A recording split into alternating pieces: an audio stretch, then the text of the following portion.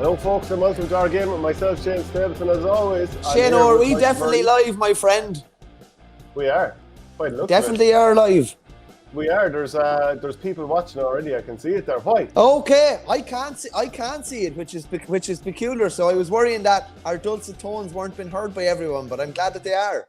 Well, get your comments in there, folks. Can you see us? Are we live? Do you know, I'm going to read out a couple of comments. There's so much that happened over the weekend. The Shamrocks through to another county final for certain. K-Cat says the Village were terrible. Looked more like a junior team. The other semi-final is 50-50. Stars are being born in the Premier Boy, says Ian Donovan. And Liam Slattery says the two Dara Stapleton and McCarthy will surely get the call from Cal. So we will talk about that. I'm sure Dara will certainly get the call from my brother, or more so Brendan Cummins, who's over the under-20s next year. Yeah, you're saying your brother's going to be making the calls. He's in already. He's the head honcho by the sounds of things. And I'd like to think that I could be the puppet master behind all of that. Be interested to see your criticism or lack thereof, depending on results. So, yeah. If under-20s can do no wrong next year. Good man. Come here, some amount of stuff happened over the weekend, and we're going to talk all about the different results in Tipperary, Kilkenny, Galway, Limerick, up and down the country. But to be fair, there was a lovely bit of needle in the Ryder Cup, which in itself as a competition was a real damn squib because, USA never showed up. But it was great to see the bit of crack in the bus afterwards. Yeah, no, just about the needle. I can always think, like, in any rivalry, bitter is always better. Like, you need that bit of bitterness. You need that bit of needle.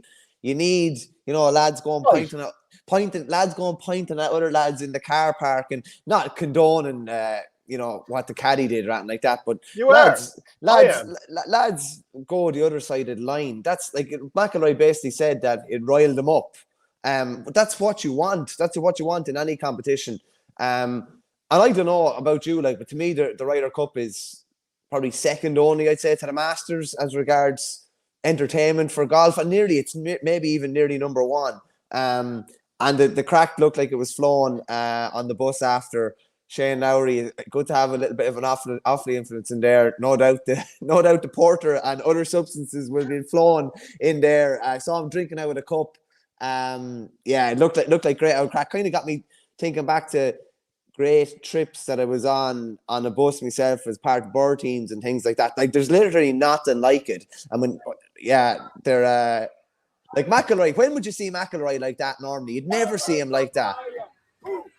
And I think the most gas thing about the whole lot is, go back like 10 years ago, he didn't like the idea of the Ryder Cup. He wasn't on board at all. And now he couldn't be driving it harder. Like, the way he was getting wound up, you can see it means something. And so what if he didn't used to like it? He does now, and it's great crack. Even if USA were awful, they were brutal.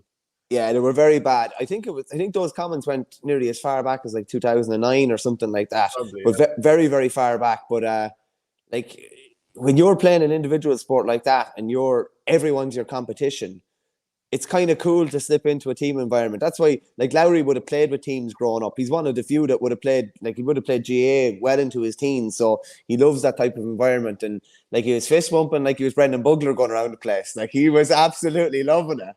Hey, surely Lowry would have been a tasty full forward, slinging over pints off left and right. I don't remember him much. I think he played in goals for the Clara Hurlers underage. We beat them in an under-10 community games final, which I said it to him one time when I met him. I saw it into him. A rare victory. I wouldn't be beating him on the golf course anyway. But yeah, the crack definitely looked like it was flowing. He's 36. I think he's in around the same age. What sort of, I presume you would have had a couple of good kind of journeys with Coola on the road. I'm sure you've been in kind of cool enough kind of places down to the years, down the country, up the country. I know we had a few right ones at Burr. There was nothing like it.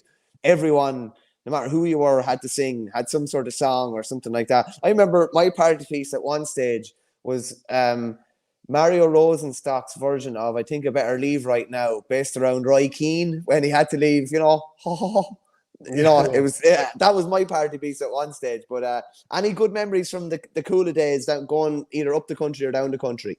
Well, of course, we should comment on your stag when you were singing My Little Honda 50.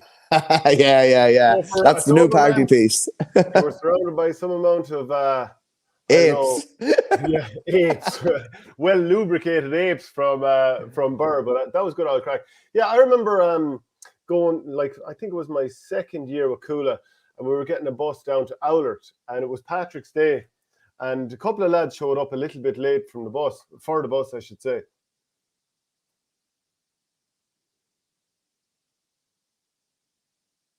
Here with the team, and he was trying to play it down that he'd been out on the night before.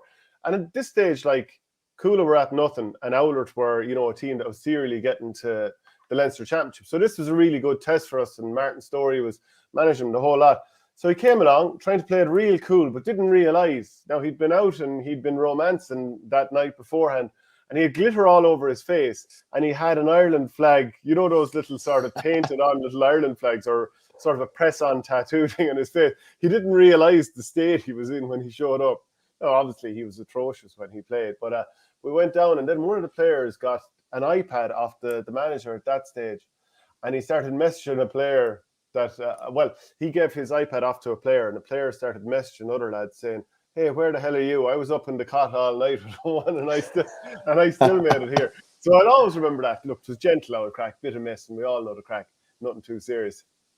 Yeah, I know those kind of trips. But that's what you talk about in training the next Tuesday night, the Thursday night. And like Rob and Smart, you're talking about now, probably a decade later. That's when people meet up. It's remember the time you did this, remember the time whatever happened. And chatting to an inter-county player there recently enough, and he just kind of said, and he wasn't condoning drinking, and he only drinks 5 or 6 times a year, he said, but he says it's the best form of team bonding. And I tend to agree. After a match or whatever, it's great to get everybody out together. And it's important when you lose, everyone loses together, has a couple of drinks, and when you win, the same. And when you're on the road like that, and you're getting buses up and down the country, there's nothing like it, and you never forget it.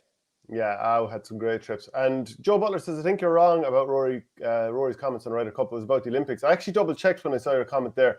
And when he was 20, he made comments, like you're right, he wasn't a big fan of the Olympics. And obviously there was the thing about Britain or Ireland, who he played for.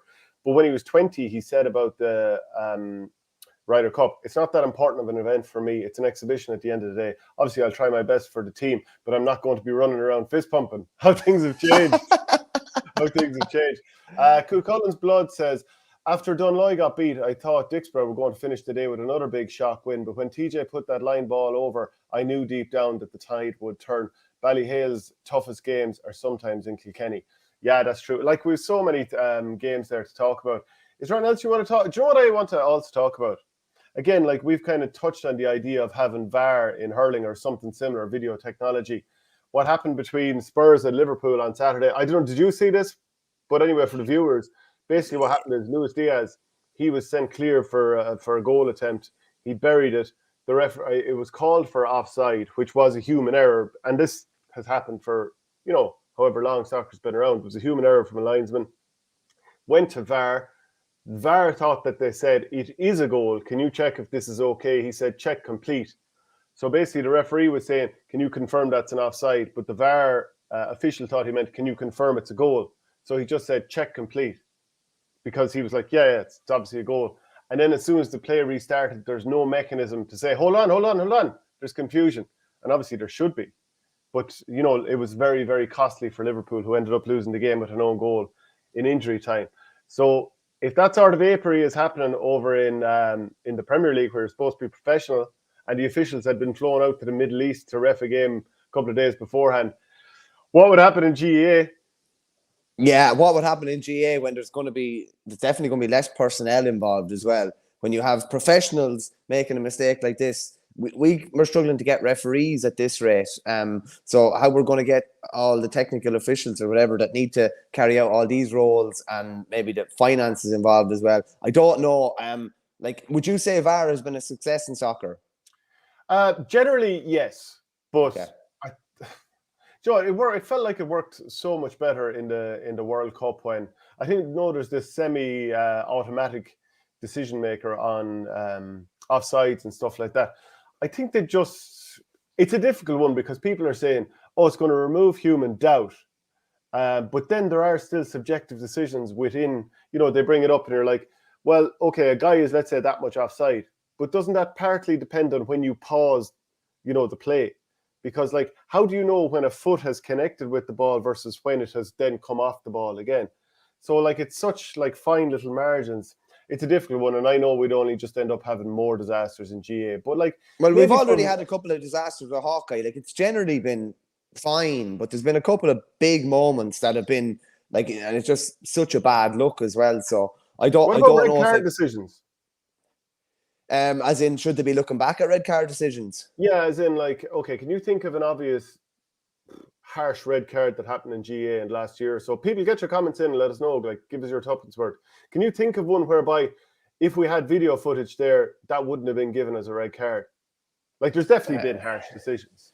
The one on probably Aidan McCarthy against Tip that was given as a black card and a penalty down when he was closer to the Ennis Road, wasn't he? Than the goals. The big gas now. So someone will say that Richie Hogan wouldn't have been sent off in the final in 2019, but obviously he would have on video footage.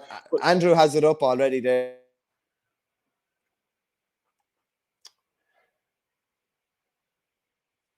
Yeah. Michael's footage seems to have dropped on me there for a moment. I'm going to remove him just for a second.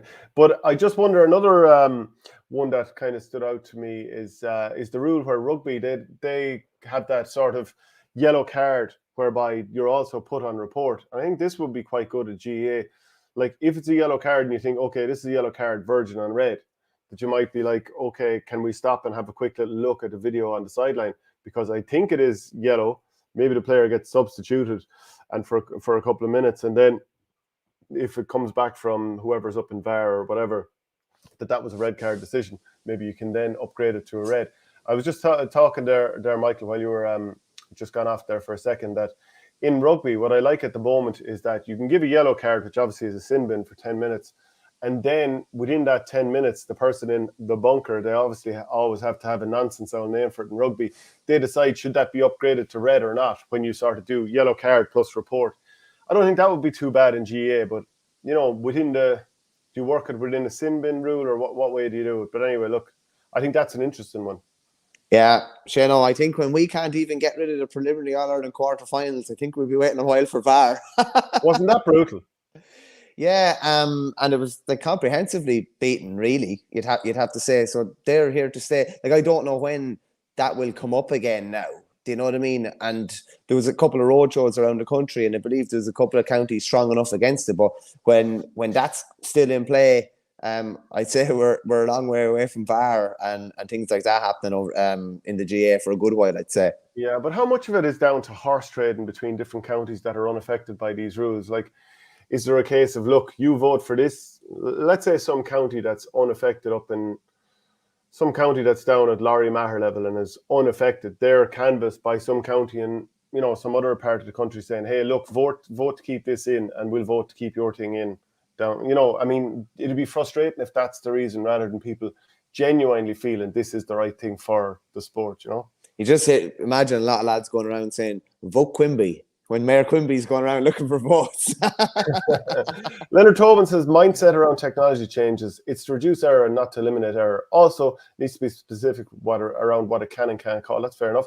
All teams deserve a go. You can't be isolating them, but you're not. If you're talking about the Joe McCarthy there, SSRI, because like you're saying, what's the reward for winning the Joe McDonagh? Yeah, you get promoted so that you could play in Liam McCarthy next year. And also for the Joe McDonagh teams, rather than forcing them to play it all off in like 6 or 7 weeks, whatever it is, give them an extra kind of 3 or 4 weeks so that you don't have a load of counties whose hurling is finished in mid-June, late June. So I think it actually promotes hurling more by extending that competition. Yeah, I just think it's really, like, outside of Laois beating Dublin in 2019, it's a one-off game. Maybe that helps promote hurling within the county or promote GA within the county, but it doesn't really get to the root of what will make these teams more competitive in the long term, really, being honest with you. Just the last thing I wanted to say on the Ryder Cup, I see Graham McDowell talking about you know, how maybe they need to go to neutral venues and that will offset America winning when it's in America and Europe winning when it's in Europe. And it just got me thinking, like, what are the places that you hated going to most as a player? What are the venues where you thought there's certain places where you'd never mind going?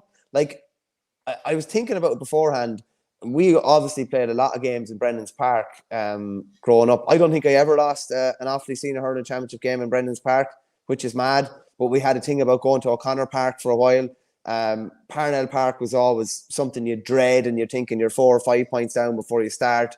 When we were in college, going over to LIT, when LIT were in their pomp, and Davy was over them, and Canning and that, etc., and it was real kind of hostile. That was a real difficult place to go. Is there anywhere you can think, maybe in Dublin or even within Tip, that was you wouldn't maybe you'd enjoy the contest and everything that comes with it, but you're thinking this is going to be a very difficult place to win? Well, interestingly enough here, Red Lad says the bogies in Cabra. So that would be Pope John Paul II ground, which is St. Finbarrs in Dublin. So, there's a lot of lads now it'd be squeaky bum time. They might need a second pair of underpants heading out there because... Would you learn a hell of a lot about a lad out there? I'll put it to you that way. Yeah. Yeah. Because you're going to be tested. And those lads in St. Finbarrs are well able to hurl and over. I know they haven't probably had the results they wanted in the last couple of years, but they won a Senior 2 title there just 3 years ago. I know because I was on the wrong end of it in the final that day. They've good hurlers, but by God, there's been a couple of brawls out there over the years. I should know because I started one of them. The last one as well. The Guards, when the Guards used to play in the Fitzgibbon, I don't think they play in the Fitzgibbon now, to the best of my knowledge, but they used to find the smallest regulation pitch. This happened several times. The smallest, usually regulation pitch in Munster, somewhere down in Waterford. And they were all generally, back in the day before the height restrictions were lifted, they were all generally real big brutes of lads. I'm thinking 6'4" guys that would, beat you up and down for 50 minutes. So they bring you down to this tiny pitch and they'd murder you for 50 minutes. And then it was a case of who was the better team in the last 10 minutes. And a lot of the time, I'm sure they weren't displaying badges or anything like that, but it's a good thing to have as a trait if you're a guard, actually, isn't it? I tell you something, you put this free over, I am nicking you after. Would you be not more concerned though about playing on a field that's really wide open? I'm happy enough with the smaller pitch. I want the physical game. I don't want the nippy lad to have space. So I'd be more afraid of going into a big wide open area. Yeah, but the college teams, you have to remember, between the ages of 19 and 23, maybe 18 and 23, and they're nippy, fast lads generally. College, it's all about speed, whereas the Guards, and obviously there's not, there wouldn't be a restriction on age as much there, but by all accounts, from hearing from lads that played down there through the years, they'd batter you for 50 minutes, and then it would be up in the air who would win the last 10. Yeah, Bernard McLaughlin says, worst place in Ireland, Salt Hill in Galway. There's got to be a few pitches in the likes of Donegal as well where the elements are coming in and there's no hiding from it throughout the game. We've seen a load of games in, is it McCool Park or Ballybuffet over the years where, oh my God, it just looks horrendous to play there. Yeah, I saw a game, Rathmore were playing somewhere in Kerry yesterday, and it was basically, I don't know if it was a lake right beside it or a river flowing right beside it, but you're just thinking, if it's not a nice day here, you're in big bother, big bother. Hugh Paddy says Casement Park had to jog up through the subs to go into the dressing rooms, almost encouraged a scrap at half time. And obviously, Hugh Paddy there is a Carlow man. I actually love Dr. Cullen Park in Carlow, just because, not necessarily because of the standard of pitch or anything like that, but just that tunnel that goes down underneath sort of the entrance towards the pitch. So you're actually going underground. It feels like you're in World War II, then coming up the steps out into a pitch. It's cool.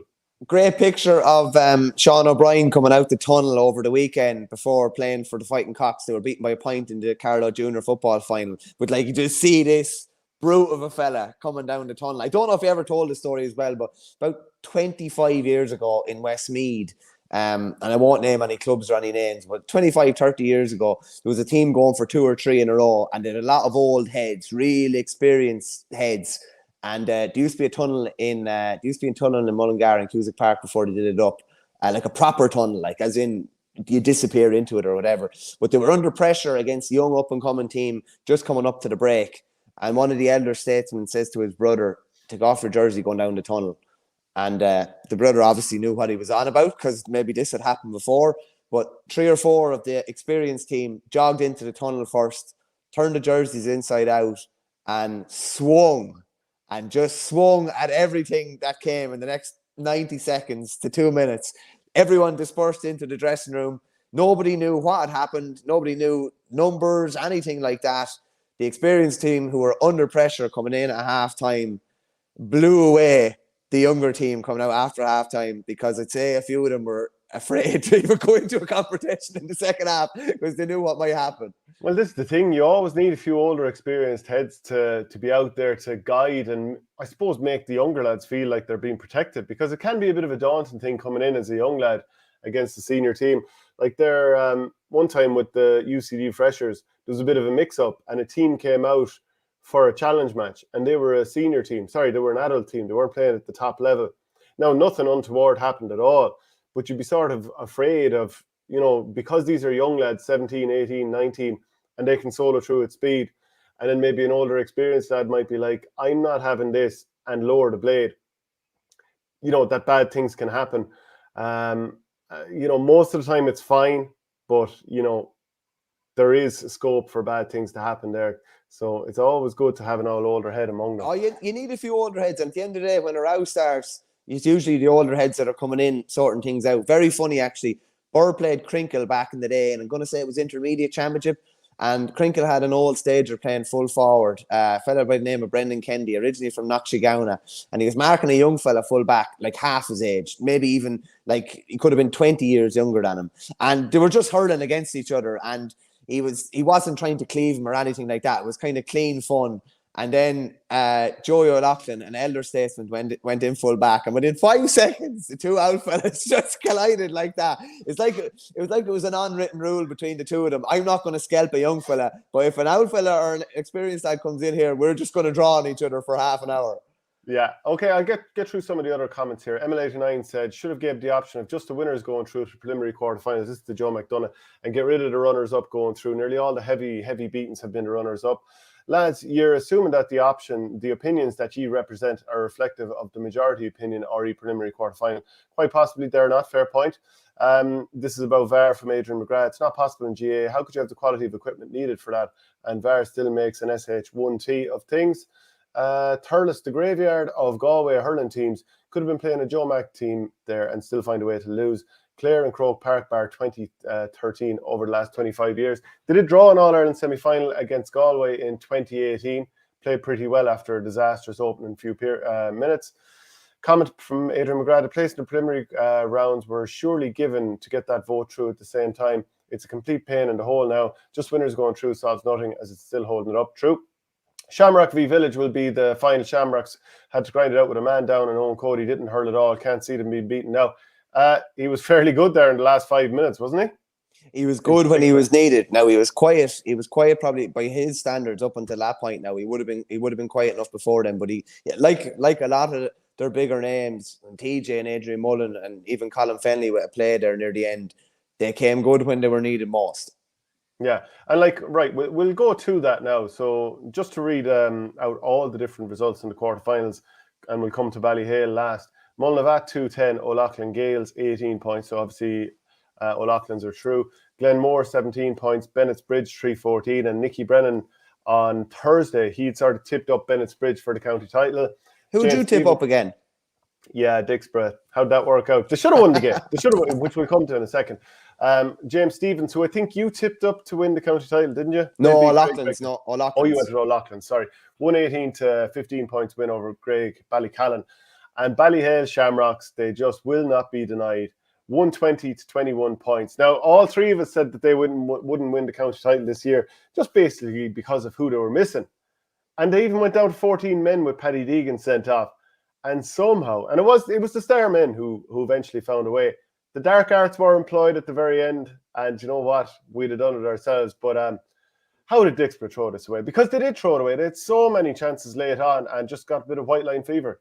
There was so much to digest in this game. It's one of the best club championship games I've been at in a while, particularly within the one county. Like you might get, a Munster final or a Leinster final or Leinster semi-final. It's a cracker, but thought the standard was incredibly high. Ballyhale in the first minute and a half had Owen Cody, Colin Fenley, TJ Reid and Adrian Mullen all standing inside the 21. So the four of them were all inside the borough at 21, and it was a bit of a statement of intent. I think Adrian Mullen flashed over what would have been a spectacular goal after about 15 seconds.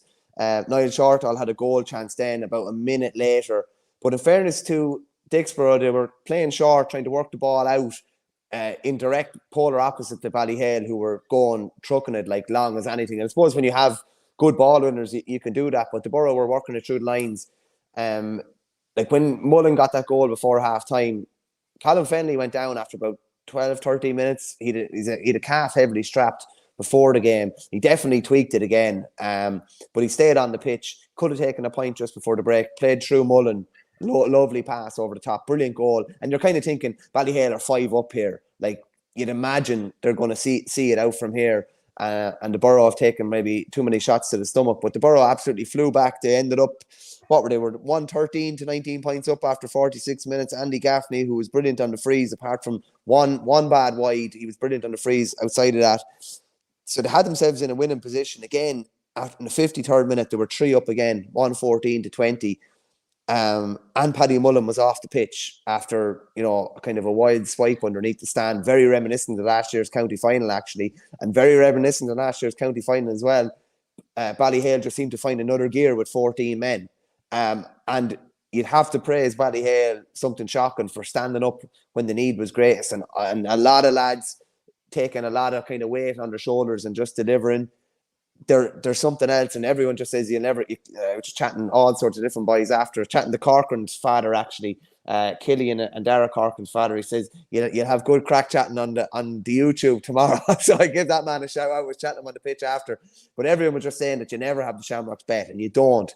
But Clara were in a superb position, like an outstanding position to see it out, and they just couldn't see it out. Like from, what are we looking here? From Harry Shine's point in the 43rd minute, they hit 3 points thereafter in about 22 minutes with an extra man for nearly the whole duration as well, which is just not good enough when you get yourself in that position. So weren't there something like 20 points to 114 ahead late on, yeah? Yeah, something like that. So let's say, so they got 1 point from then on. How many missed opportunities? Do you have your stats there? How many missed opportunities did they have amid getting that last point? Sometimes I lose track of the wides when I get a bit too excited in a game, but there was a bad Liam Moore wide in the 62nd minute that would have put them one ahead. Was that the centre forward? Yeah, who was dangerous. Who was dangerous in the second half. Yeah. In fairness to him, but he had a man coming off the shoulder, should have popped it.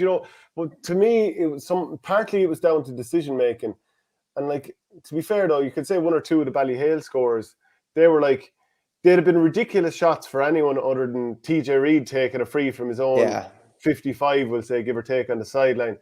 Was it Owen Cody scoring from near the sideline? Adrian Mullen scoring from, it's just a skill deficit too, even though Dixper are very good. Just like, because Ballyhale have so many geniuses, it's hard to account for it. But like, Ballyhale looked like they were on their last legs in that last 15 minutes. Like, they're missing, who are they missing from last year's All-Ireland final? Joey Holden, Brian Cody, Ronan Corcoran, Joey Cuddy and Darren Mullen. That's 5 of the 17 lads that played in an All-Ireland final in January. And they never had a massive panel either in recent times in terms of who they use. Yeah, very like Thomas's, like David Connors would always say, Thomas would have 17, maybe 18. So you're going deep into your reserves. Owen Reid, who probably hadn't seen much game time last year when they were maybe going better, kind of coming on near the end. And a couple of other guys kind of coming in as well. Worryingly for them, like Colin Fennelly, who's based in Dubai and flew back to Dubai last night, like, I'd be amazed if he was fit to play a semi-final. I'd be amazed if he was fit. He looked in serious distress. So I wouldn't be a bit surprised if he missed the semi-final. And maybe if they win the semi-final, he might be back for the final. But their ability to find a way is it's extraordinary, really. Because if you could bottle that, like, every team in the country wants that. When the finishing line is there, certain teams stick out the chest and absolutely accelerate towards it. Others in horse racing parlance take a little bit of a pull and maybe start thinking a bit too much. And like, you'd worry for the Borough. Like, they won the county title in 17, and like, I don't know if they won a real kind of cut and thrust championship knockout game since then, really. And that's kind of worrying, because it was all there for them yesterday. It looked like the stars were aligning. And even Andy Gaffney's free at the end. Lee Moore was pulled down. Dara Mason pulled him down. Like, from a defensive point of view, you'd have to say he was brilliantly pulled down just before going inside the penalty area. And this is Andy Gaffney's free then at the end. I think Dean Mason saved it. TJ was on the line as well. Rebound, bounced back into a Ballyhale hand, and the game was over. But I'm not entirely sure if that wasn't TJ. Is that TJ on the far side, on the right? It was. Who's the defender behind? No, it's TJ. Right. Yeah, it could well have been TJ. Nisha Waldron, who was there, thought it was TJ, and I think that's TJ. I thought it was Dean Mason. It could have been a combination of the two. But even like a minute before that, TJ got a ball on the 45 and just sprinted the length of the field, won a free, and then put it over. And I think, lads often say, "Oh, look at the amount of frees beside his name." Yeah, but geez, he doesn't miss too many. And even the sideline he put over in the second half. Some extraordinary scores. Now they were hanging on. They were hanging on. But to me, that could be the biggest test they'll get in Kilkenny, and they've come through it. So they're going to be even harder beaten from here on in. Yeah, who was the most impressive player on the pitch for you? Because I see different comments talking about Adrian Mullen, Dara Corcoran, very good, Colin Fennelly obviously leading the line, Owen Cody with a couple of unreal scores later on. Who was the main man? Yeah, probably Adrian Mullen.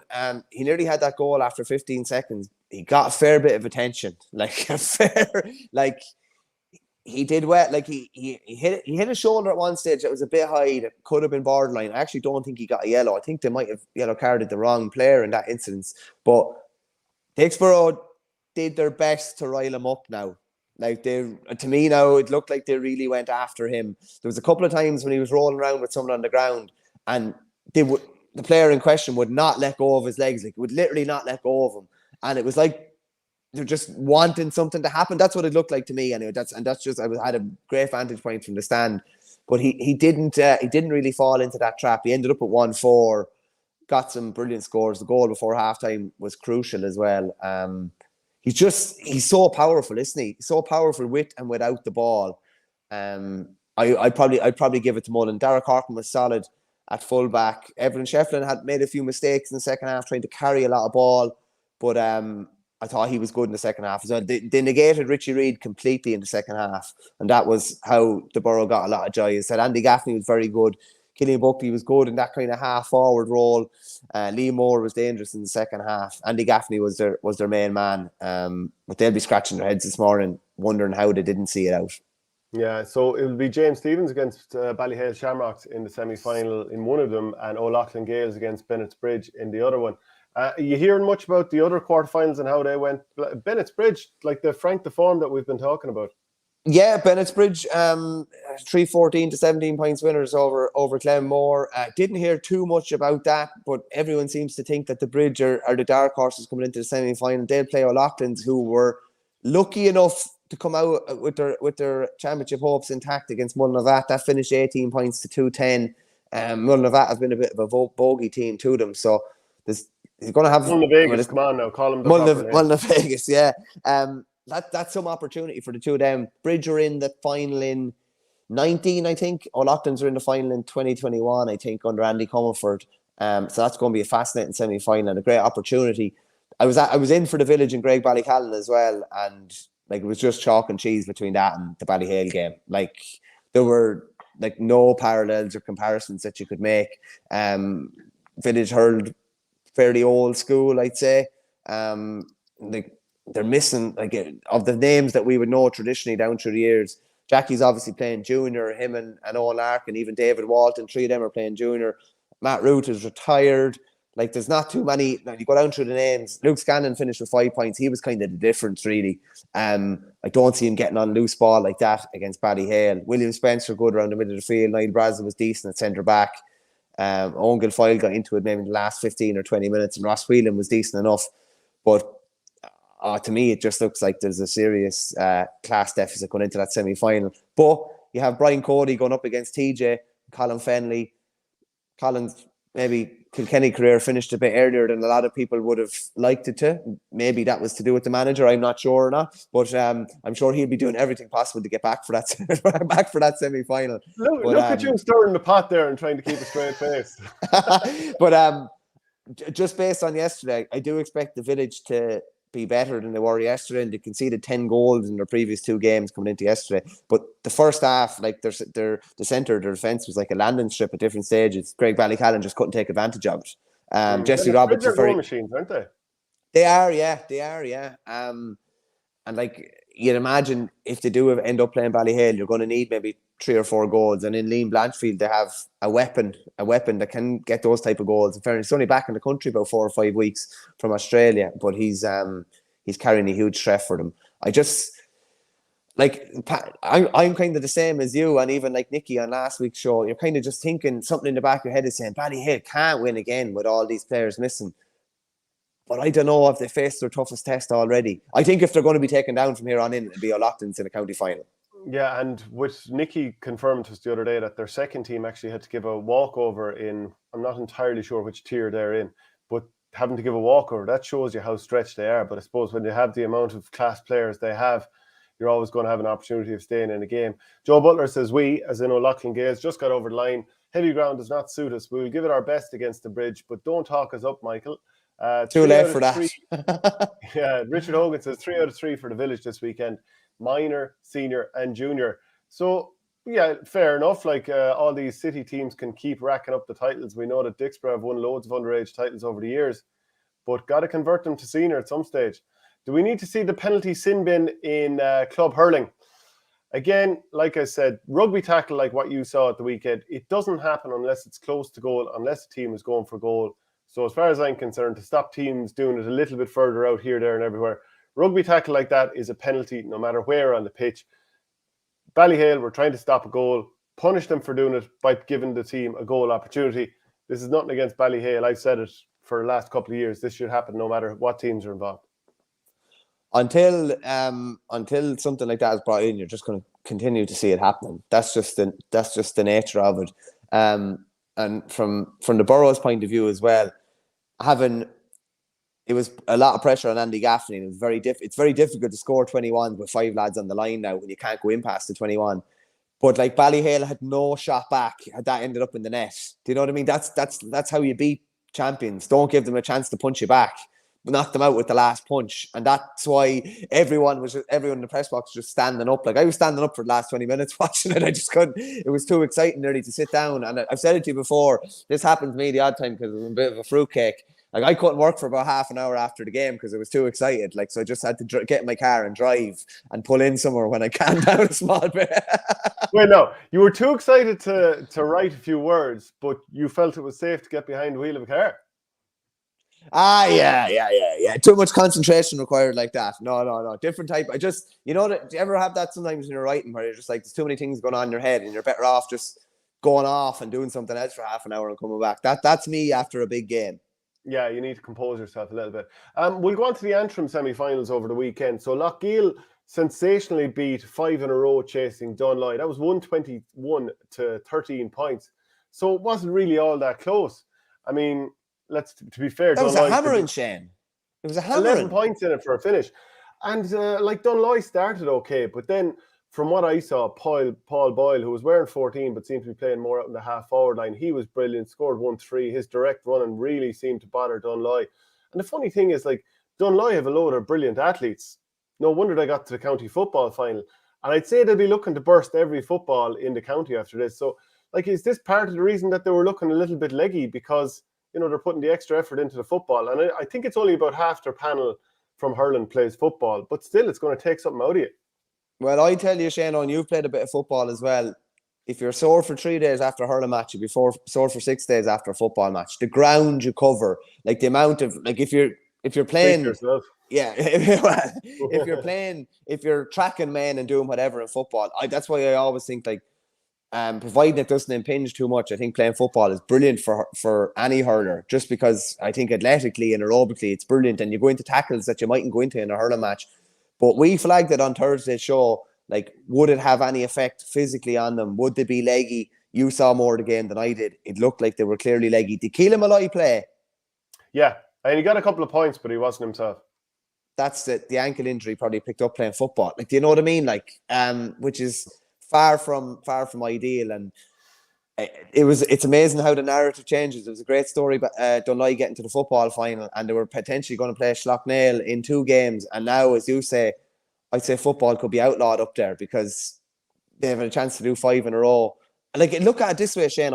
Like, Ballyhale are not as good as they were. They're still good, But outside of Ballygunner then, and maybe in a Piercy, Dunloy would have seen it as a great opportunity potentially to win Ulster, win Antrim, win Ulster, maybe get back to an All-Ireland final and redeem themselves. And now they're sitting on their hands for the winter.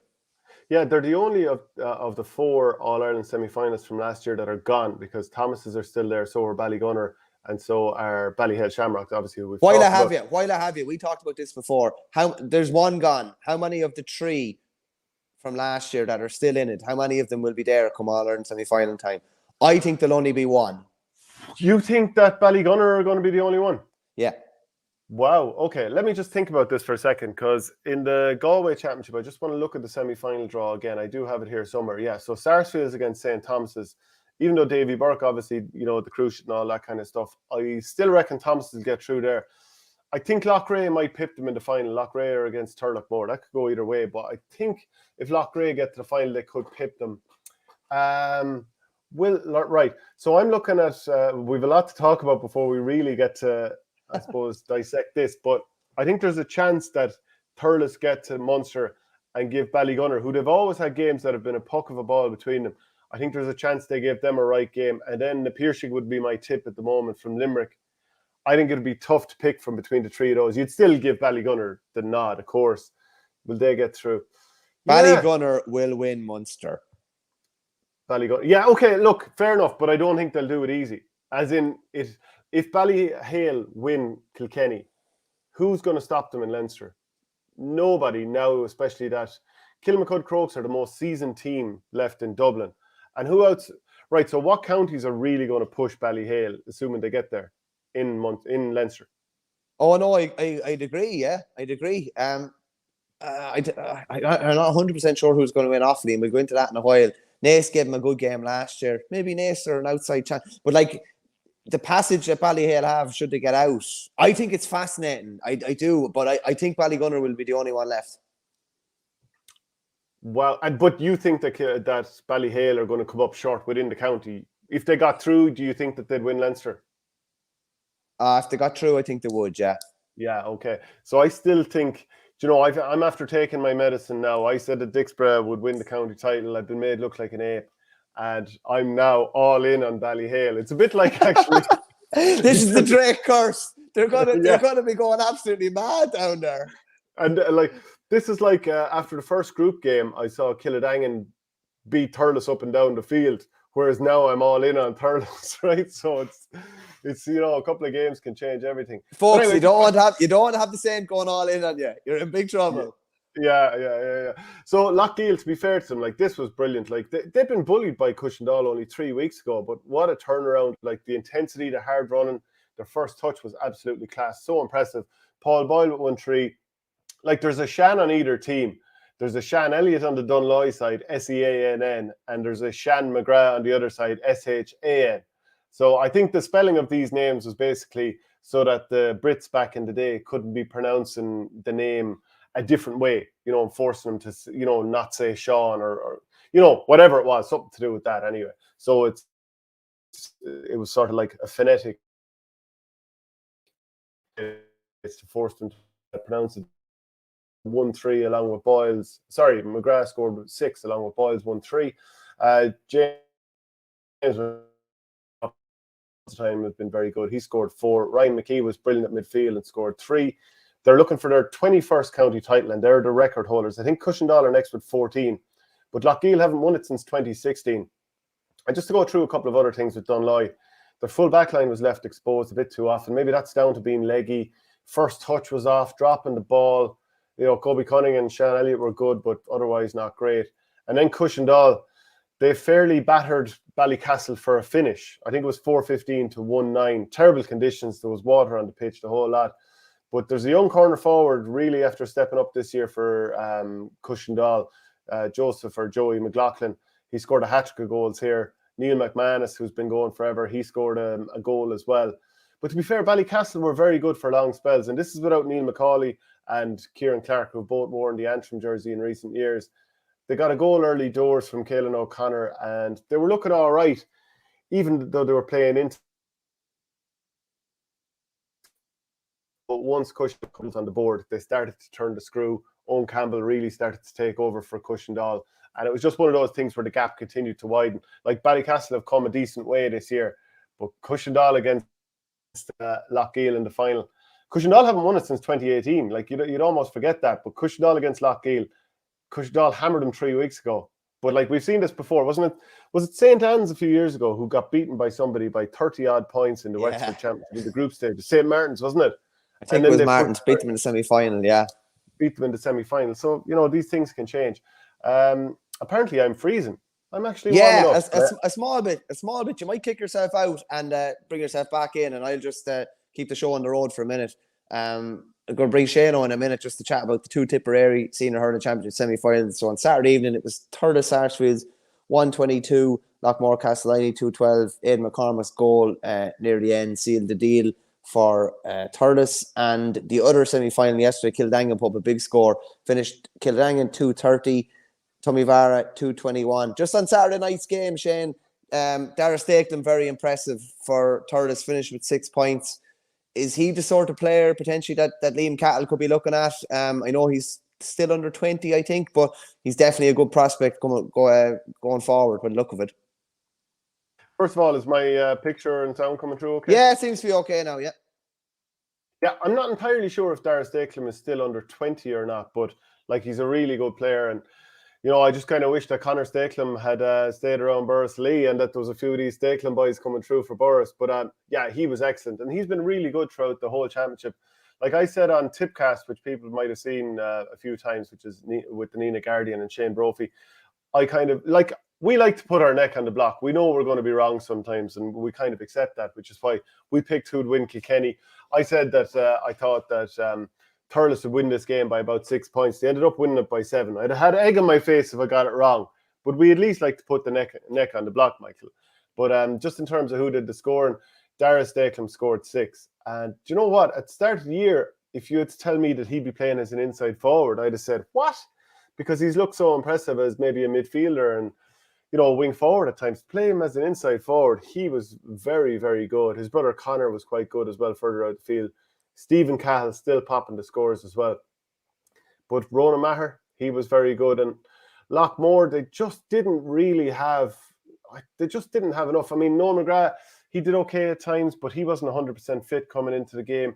Kieran Connolly's not long back. Maybe that's a problem too as well, that he couldn't fully show the best of himself. I felt John McGrath, he didn't score from play. Kieran McCormack scored 1-1, including a good goal. Actually, it was very interesting when he was set free for his goal. He was sort of to the left of the penalty area coming in from the 21. And rather than running at the goal and running at the crossbar and getting in on the keeper and popping it past him, it was almost like he was running towards the sideline away from the goal, and he still managed to finish it, so fair play to him. But it was just a game too far for Lockmore. It was just between lads who've been a little bit injured and, lads in and out of the team and a bit of form here and there, and missing John Maher from centre-back and Joey Hennessy from full-back this year. They just came up a little bit short. The way we said that Dunloy looked a little bit leggy. Leonard Tobin is saying it here. Lockmore looked a little bit leggy. And again, what's the common denominator? Playing duel. Yeah. Yeah. I suppose it's easy to say that now, but when they were winning games every weekend and winning the 2 a couple of years ago, it didn't seem to be a problem. It is obviously for Dunloy, I think it's more of an issue because it's not something that they've been doing traditionally down through the years. For Lockmore, they have the same manager and have generally dealt with it really, really well. So we're not bursting all the footballs, and they definitely won't be bursting them in Castellini and Lockmore anyway, I can tell you that. No, they certainly won't, but I did feel that they just came up short. They never looked like they were going to win the game. Personnel-wise, and you named out the likes of John Maher and a few lads that were missing before they started. Do you know what I mean? Like they were down players that they can't really afford to be missing. Yeah, for sure. And just Thurles have this sort of mean edge to them. And again, Paddy Creedon didn't start this game. He came on briefly as a blood sub, I think it was, probably for Dara Stapleton in the first half. He was brought on late there as well. And you'd have to give Paddy Maher so much credit for the way he's led this team.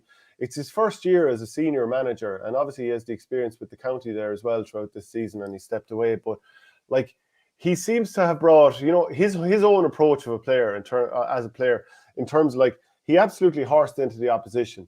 And especially the second half of his career, his use of the ball really kind of in the first couple of years, and we were probably all like this, when you get the ball, you're turning, bursting out, head down, fire and thunder. Let's put this thing to the clouds. It's your problem now. But the way his team is coming out here, they're unbelievably physical, but they're fair. And, they're leaving in hits when they can leave in hits, same as any good team does. But they're playing lovely ball up to the forwards. And you're looking at it and thinking, my God, how do you defend this ball going into Darragh Stapleton? Because he's so fast, quick, nippy, great touch. He'll score from the sideline.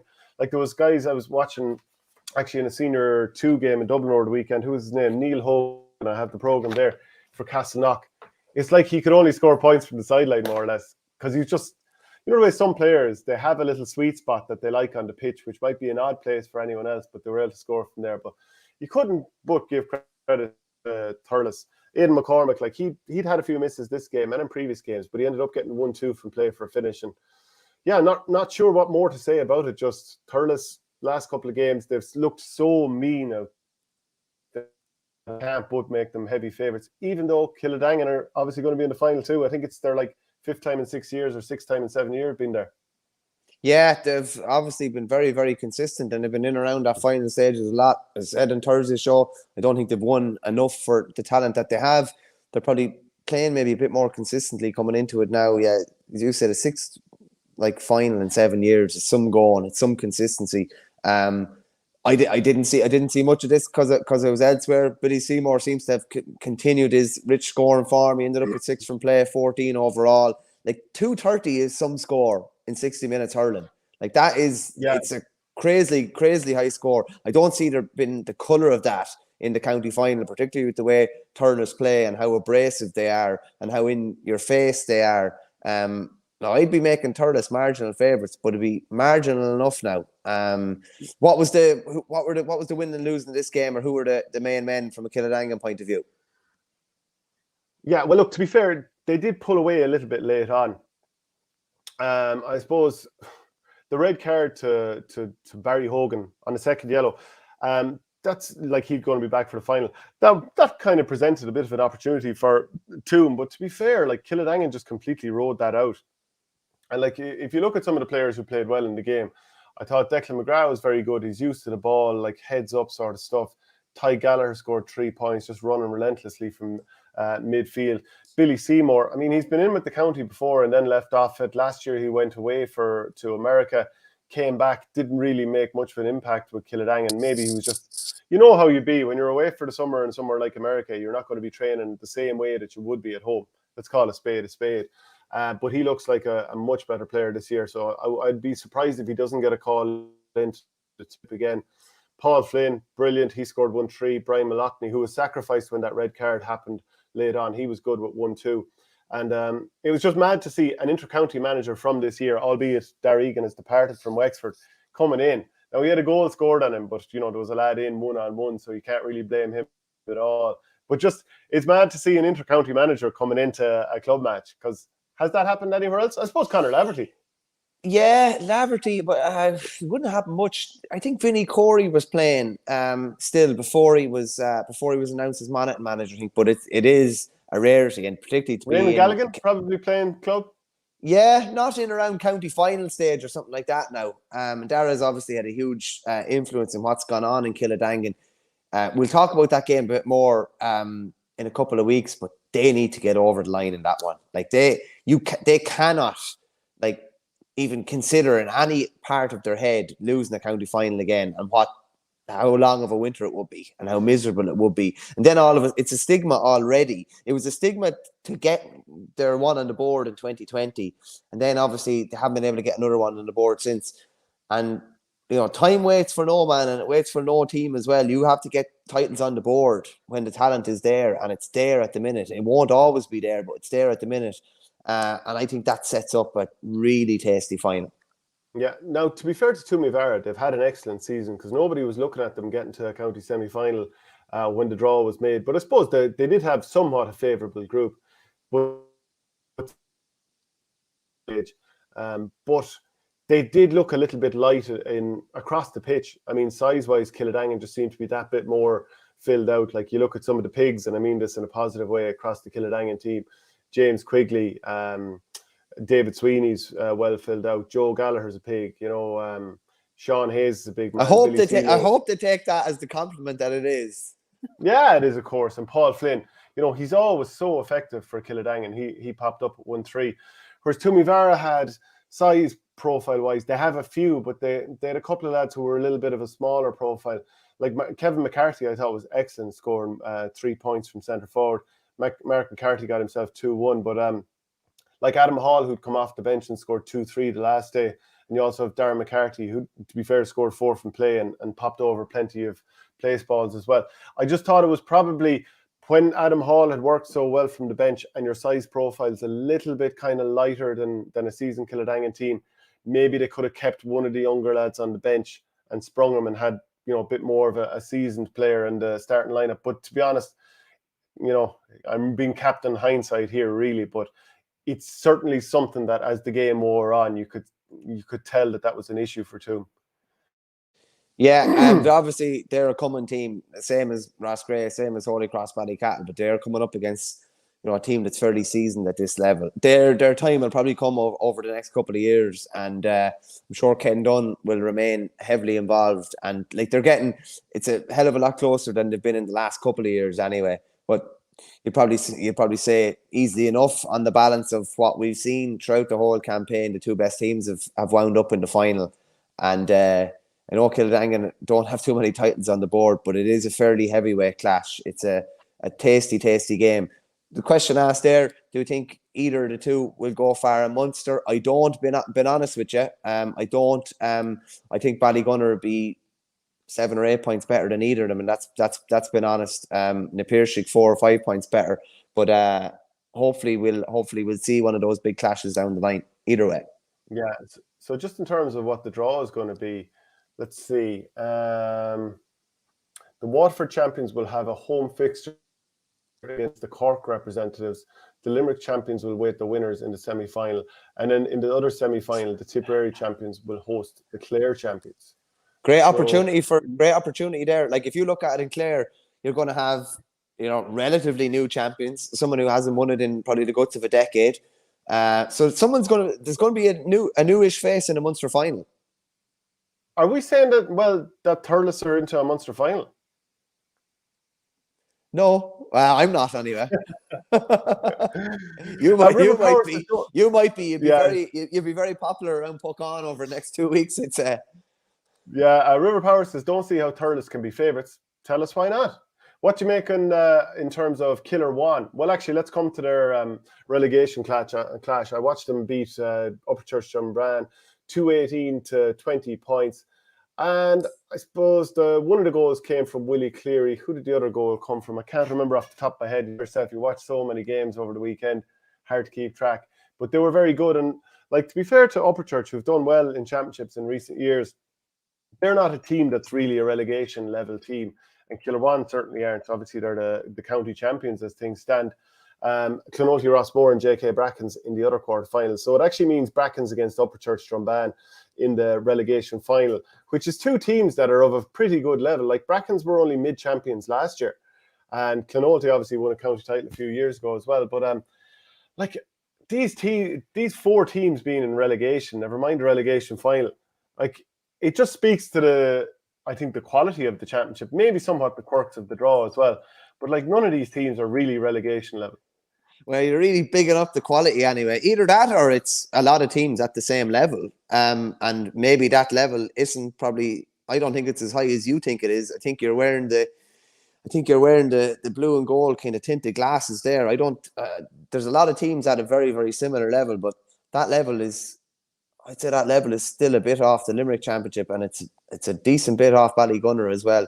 But they'll have to take advantage of the draw either, and they have a potential chance of getting into a Munster final. But I know Adrian McGrath and the boys in Clare would be keen on saying that whoever wins in Clare has equally a great chance of getting through to a Munster final. But I think it's very competitive in Tipperary, and I think there's a lot of teams at a good level, but I don't think there's a lot of teams at a really high level.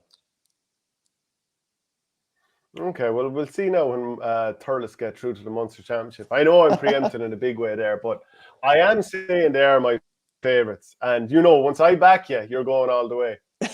You're going all the way down. You're sending our love down the well. Yeah. And it was Seamus Hennessy who scored that other goal for Killerwan McDonough's. Like Jerome Cahill did some nice stuff during that game.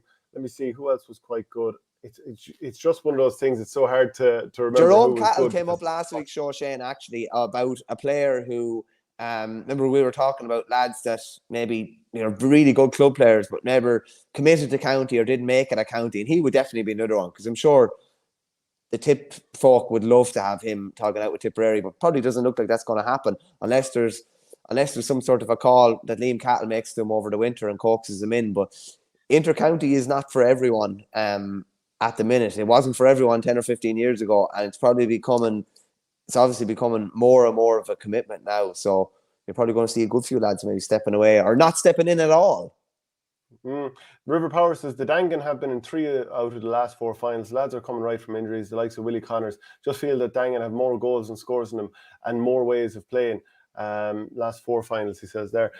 Home of hurling. Do you reckon Shinrone or Mount Leinster Rangers can go far in Leinster?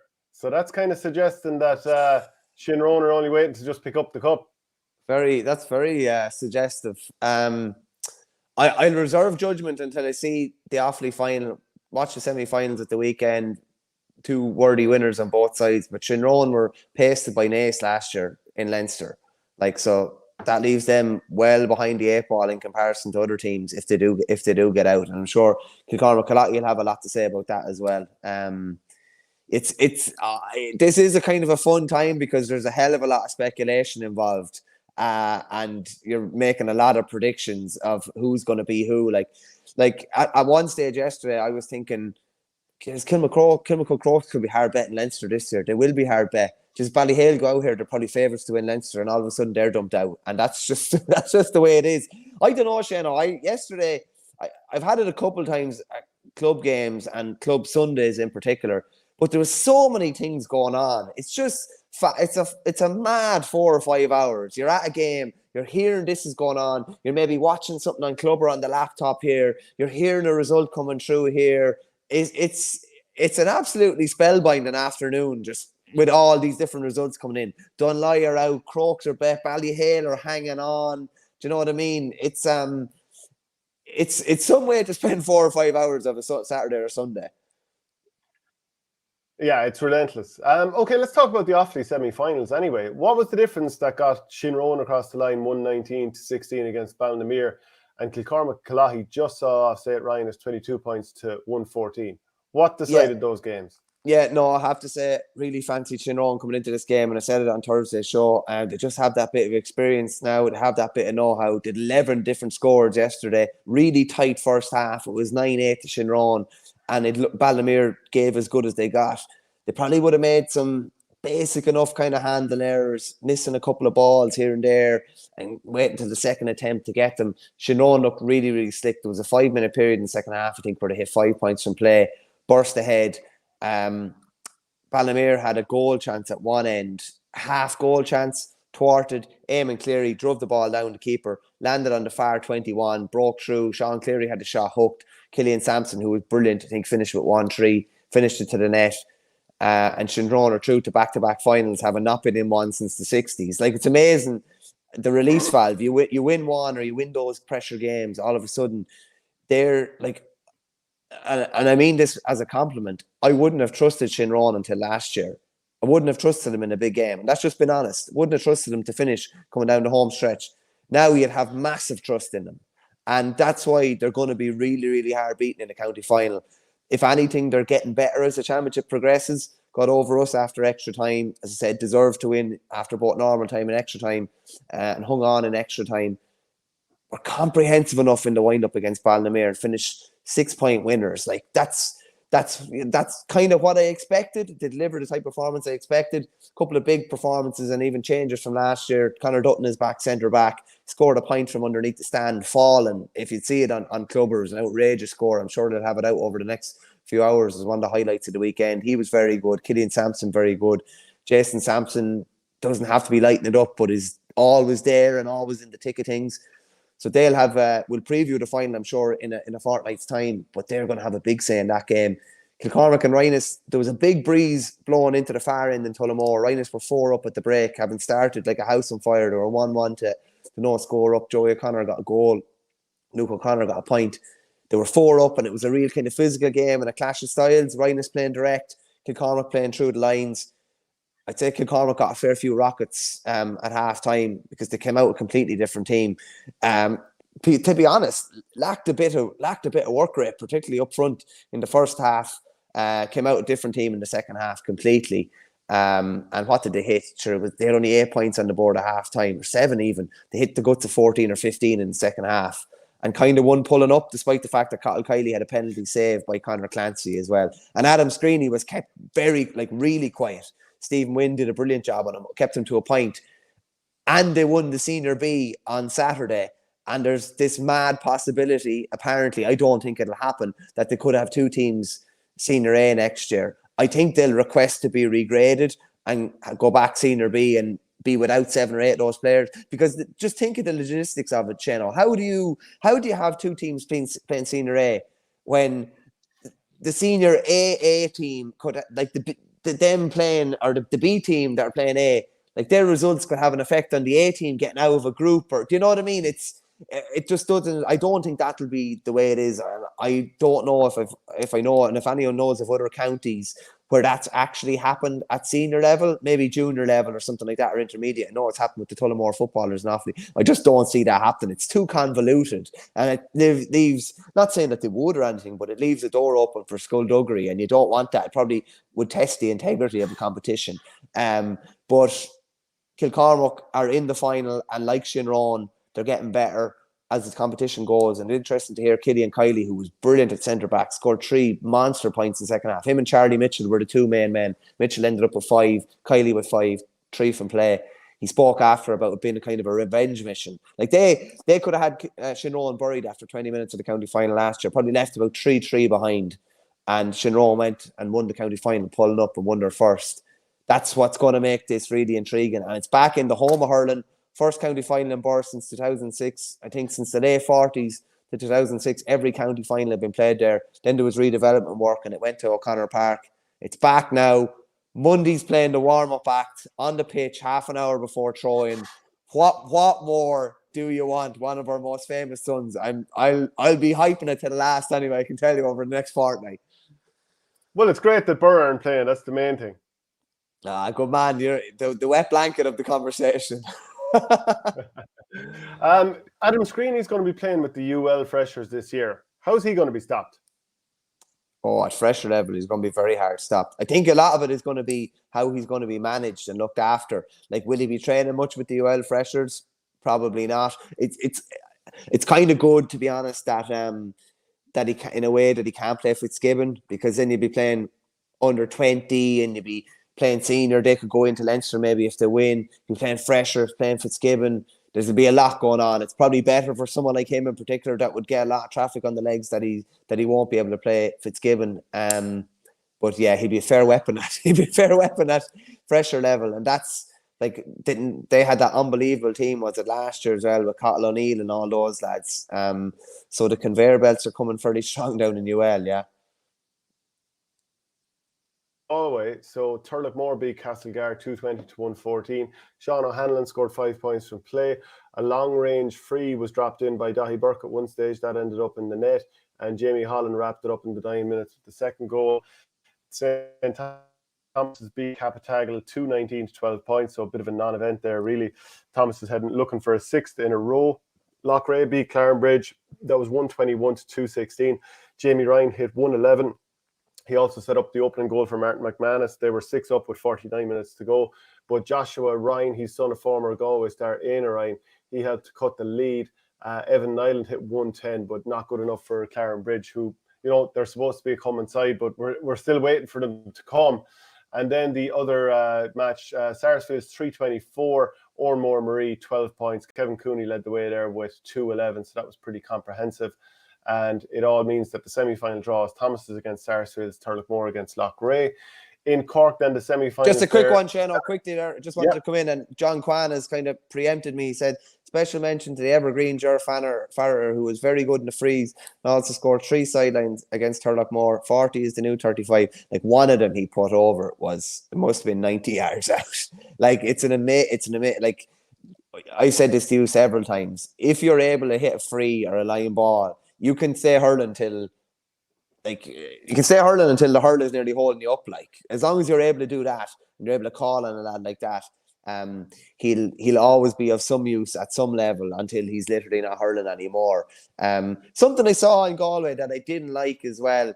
I haven't seen it in a while, but a couple of an incident with a keeper been really reckless in a tackle coming out to a forward who was going to score a goal. Been really, really dangerous. It was something kind of that was highlighted in Offaly a couple of years ago, and it's stopped ever since because referees kind of clamped down on it. But really kind of dangerous play that I didn't like to see by keeper coming out and just kind of basically railroading a forward that was coming in when he knew that he was going to get a strike on goal. Wouldn't be happy seeing that. Just on Loughrea as well, Jamie Ryan finished with 11 points. He set up the goal. I know he's been around the block a while, but you'd imagine he's going to get a chance with Galway at some stage. You'd imagine Shefflin's going to shake it up even a bit more, and that he's going to get a run out there. With Eamon O'Shea coming in, and even with Johnny O'Connor coming in as S&C, there's a nice little shake up in the backroom team. So I'd imagine to be a good few new faces on the squad as well. And as regards Sarsfields, they're coming in to play Thomas's in that semi-final in some vein of form, because they laid waste to Ormore Marie yesterday. And Kevin Cooney's obviously continuing his county form at club level as well. 2 really interesting semi-finals, 2 difficult semi-finals to call. You'd be a brave man to call either of them convincingly at this stage. Yeah, then the Cork hurling semi-final. Sarsfield's 123 and McKilly 25. So that's 1 point separating them after extra time. 5 extra time points from cornerback Colin McCarthy. Outrageous. Believe it or not. So that's Sars back into the final for the first time since 2015. Aaron Myers, he scored 7 points, and we already mentioned McCarthy. Elliott scored a goal on the other side in McKilly. They'll be very disappointed with that. Middleton 117, St. Finbarrs 18. So a lot of the times the team that goes straight through to the quarter or to the semi-final, having finished top of their group with the best record, they're waiting in the wings for a month, and they tend to be under. But fair play to Middleton, who had injury concerns over the likes of Conor Lahan coming into the game. He managed to get himself 9 points. 7 of those were from place balls. Cormac Basang scored 1-1. They're back into the final and defeated St. Finbarrs, who are the champions on the way. Hurling 1, 2, 3, 4 says, don't know how Finbarrs didn't win. They had 4 gilt-edge goal chances that they had to score. Middleton with a lucky one. Will Buckley and Ethan Toomey with 6 from play from midfield really led them. This is a really disappointing one from Finbar's point of view. It's the one that got away, really. And I know of 2 men anyway that they let down for significant amounts of money over the weekend. One fella just had them to get through to the final as part of a big accumulator, and another fella just had them to win yesterday. But like, Jesus, as one of the viewers says there, on paper, like, their team is absolutely stacked. And I thought, if any team was going to do back-to-back, that they would. So to be disappointed, yeah, Jesus, like, for the talent that they have, and Middleton are a very good side, obviously, but they got that goal late on, and it's funny, a team gets a goal, maybe against the run of play, the Bars left 3 or 4 goals behind them. Really disappointing from their point of view. Yeah, as SSRI says, there is football holding Finbarrs back. I mean, we seem to have a little running theme of dual teams losing here. I don't know. Doesn't seem to bother Schlock-Neil anyway. So yeah. I don't know really. Yeah, it's mad how that seems to have all happened this weekend. Maybe Binajul is bothering Kilmacud Crokes as well. You just don't know. Maybe that's why they're beating in the hurling. I'm tongue in cheek. That's not true in any way. Yeah. And looking at that Finbarrs team, so Ben Cunningham, who we've talked about a lot, he got 1 point from play and 5 from place balls. Conor Cahalane got a couple, and I'm not seeing scores there for too many of the other forwards, lads who would have been well talked about. So, you'd have to give credit to, was it the Premier A or Senior A semi-finals anyway, a level below the top level in Cork. Carricktual, they were beaten by Newcestown. That was 2-14 to 1-14. And then in the other semi-final, Bride Rovers beat Blarney on penalties 3-2. It was 123 to 26 points. God, I love penalties. Give me more of them. I gathered that if you were manager of a team that exited the championship after you putting blood, sweat, and tears into it, and you exited on penalties, I don't know if you'd love them as much. But listen, yeah, look, this has to change. I'd be saying, Armagh, the semi-finals there. Middletown, they beat Cuchulainn 24 to 1-14. Keady 3-19. Derry Noose 3-11. The quarterfinals in Limerick then. So Doon had a 125 to 21 points win over Mungret St. Paul's. And then the other semi-final, Ballybrown 117, Patrickswell 417. I don't know if you saw that goal late on when Cian Lynch set up Aaron Gallan and he pile-drived one into the top corner from somewhere, I think, between the 14 and the 21. Like, they're humming nicely now coming into the latter stages with Napier can kill Malak already in the semi. Yeah, Patrickswell survived. That was obviously a parish derby with Ballybrown. I think it was 1-16 apiece with about 7 or 8 minutes of normal time to go. Then a ball broke through and Cian Lynch took it to the net. They got another goal thereafter, and then Lynch set up that was a ridiculous goal by Aaron Gallan off. I think it was off his right as well, which is unusual, obviously, for him because it's usually off the left. From a Doon point of view, I know Doon have been in around finals in the last couple of years, but given what they're missing, getting back to a semi-final is a fair achievement for Fergie O'Loughlin, who only took them over in June, I think. Adam English was clearly injured throughout the game, and even when he got the goal, he completely pulled up thereafter, but he was brilliant at different stages throughout the game. And that's the end of the season for Mungret St. Paul's, but they're obviously promoted to Senior A for next year, and it's been a very good year. And same with Ballybrown. Both lost obviously at the weekend, but didn't lose much in defeat, and still very encouraging years. Both very, very competitive with two of the bigger hitters in Limerick. And Joe, at ML89, he's questioning your thoughts in terms of how the duel doesn't hurt certain clubs like Schlockneil. And he said, Schlockneil final they did make, playing devil's advocate, of course, great club. And Mark Coleman, according to Catnap, he played a full game and extra time and penalties for Blarney. He hasn't lost his touch, looking great. So obviously Pat Ryan will be mad to get him back next year. Tip for today from the home of hurling. 8 Cree Corca in the 450 in... That's a first. That's a first. I don't think we've ever gotten a viewer giving a tip for a horse. I tipped Matt Connor in here one time successfully, all right. But I don't think... what was it? Number 8, Cree Corca, 450 at Ferryhouse. The Ferryhouse only out the road. Depending on how my work goes, maybe I'll go out for a look. And I'll be looking at Cree Corca. Yeah, that's Purple Heart, isn't it? Corca. Not 100% sure. I'd be happy enough with me Gaelga now a lot of the time, but I'm not sure on my colours. I'd only know Dove, Glass, Darragh, Bawn, etc. Yeah, it's Corca. Yeah, I'm pretty sure it is. Bride Rovers had 8 players that are 19 and 18 years of old. They're so young. Only 2 players over the age of 23. Each team who plays senior football and Tip last weekend lost to hurling this weekend. Dual clubs for the L. So so that's the state of play. Dublin quarterfinals over the weekend. So I was watching these games quite closely. Ballyboden St. Enda's beat Coola. It was 225 to 121. So 7 points between the teams for a finish. But Bowden were 12 points ahead early in the game. Coola had an absolute mare at the start of this, looked a mile off it. But to be fair to Ballyboden, you have to give him huge credit. I thought Kevin Desmond was really dangerous running through with the ball. Paul Ryan, he scored 111 through the course of the game. He got that early goal, as did Pierce Christie, who was quite good also.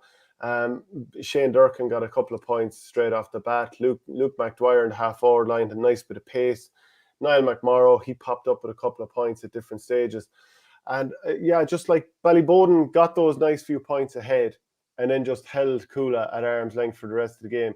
Didn't do anything stupid. Yes, Coola, and that was through Colin Cronin, surprise, who else? But just Coola were always just a little bit off it. Made 2 substitutions early in the game, taking off John Shannon and Killian Shannon. Then made another switch at half time. And I couldn't understand is, look, it's easy, again, be captain hindsight here. You don't know what's going on in training. Genuinely, I don't know what's going on at training.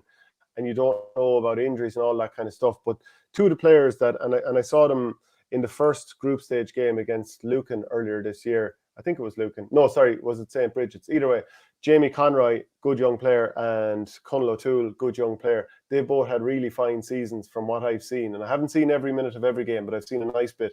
And the two of them weren't starting. You're like, your bit of pace, energy, and drive, the thing that actually put Bowden in such good position in the game, you're like, why not start these two lads? The two of them came on, and like they're both well filled out players. I know I kind of said the flip side with Tumivara earlier on, but those players aren't like overly physical. You know, these two players, they're well filled out. They've got that bit of pace, drive, dynamism, and I just thought it was a little bit strange not to start. You know, not only did you not start either, but didn't start both. And Jamie Conroy on and scored 3 points. He was very good, and so it was a day of big frustration watching this game. I have to say, really, really frustrated. I want to give credit, and I have, by pointing out all the players who really stepped up, but it was just a frustrating one to watch for me. Yeah, it is frustrating to watch your own club when you're not involved, and maybe you see things happening that maybe shouldn't be happening or whatever. But they left themselves with a mountain to climb, and they weren't able to climb it. There's no point in saying any different. That goal was put on lovely for Paul Ryan, lovely little finish, and they were 7 points winners in the end. From what I saw, like pretty deserving as well. Comprehensive winners. As I said, Paul Ryan finished at 111, 8 frees and a sideline cut. Shane Durkin, very good. Niall McMorrow, the same as well. Conor Callan played, obviously, for Coola, his first game of the year. Got 2 points. Didn't look the sharp Conor Callan that we'd see if he had 3 or 4 months of hurling under his belt. Went off with a nasty-looking injury as well. What looked like a shoulder injury. Looked kind of nasty enough. He looked in a lot of pain, and I believe he's heading off on his travels for a couple of months before rejoining the Dublin Senior Football panel early in the new year as well. But Ballyboden, much the better team there by all accounts. Yeah, definitely. And like they just have a nice bit of pace in the team. And the semi-final draw at this stage is Lucan against Nafina and St. Vincent's against Ballyboden. So like Nafina, like we tipped up, I mean, again, we put the hex on the team here, but we had tipped up Kilmacud Crokes to beat Nafina in that quarter final. And we were thinking, right, Donald Burke is out for Nafina. There's no, like, and he's such a talisman. There's no way they're going to beat Kilmacud Crokes here. And of course, part of it was we said, like, AJ Murphy's really going to have to rip it up here if you said that. I remember I watched the highlights of the game after, and I remember saying that was your caveat. AJ Murphy will have to have a game of games, and fair to assume he did. He scored 3-3. He's a very talented player. Like, I've always kind of had good time for him, but he scored 3 points. And you actually said the Currys are going to have to play well as well. Colin Curry, he scored 3 from play and 4 frees or 4 place balls.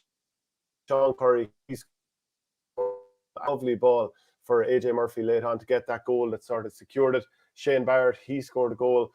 It was, what a performance there. It was only Crokes getting a goal, I think, in garbage time through Ronan Hayes that brought the scoreline back to, it was very respectable anyway, but just brought it back a little bit, made it seem closer than it probably was. Nafina 415, Crokes 122. There was injuries for both early on in this game. Alex Considine, he went off early for Crokes. Nafina, they had to lose both John Tierney and Conor McHugh, who's been very good for them, dual player the last couple of years. The dual thing again, is it because, he's playing in both codes over? I don't know. But Liam Rush been back at 6, or just been brought back at 6. So that's county finals. This is huge now, Nafina semi-final against Lucan Sarsfields, isn't it? Yeah, sorry, I lost you halfway through that, but it is a massive, like, to win that game without Donald Burke and take down the 3 in a row chasing reigning champions. It's massive.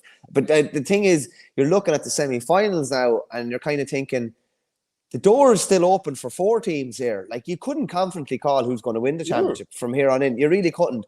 And something just based on what I've seen and the impression I'm getting, something just tells me that Vincent's could be hard beaten. That Vincent's could be hard beaten under Pat Gilroy, just from what I've seen so far.